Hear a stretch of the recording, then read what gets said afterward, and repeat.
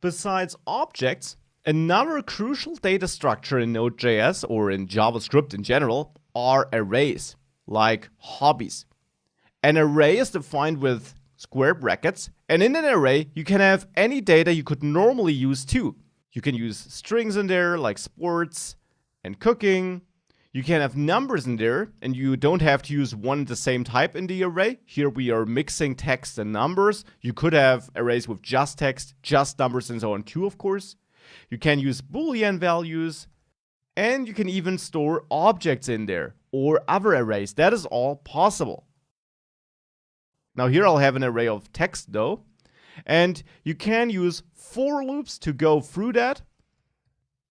With this syntax, for example, with the for off loop, where we store each element for each iteration in that hobby variable. And now, if we do that, we would execute console log 2 times because we have 2 elements and we're looping through all of them. And I'm outputting the current value we're currently looking at, because this will change for every iteration, going through it from left to right. We'll output that for every iteration.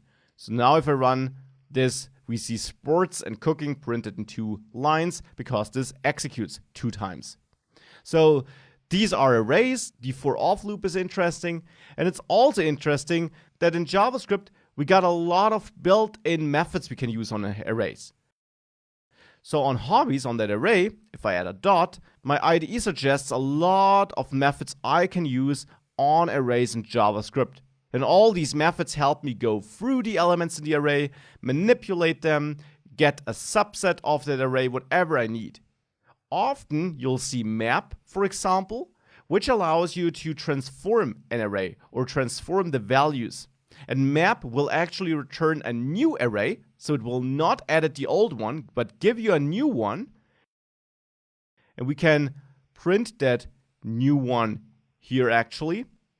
And just to show that the old one was not edited, we can print that right below. And now map always takes a function where you define how to edit that array or how to edit the elements in the array. That function will be executed on every element in the array, one after another, and you return the updated version of the element.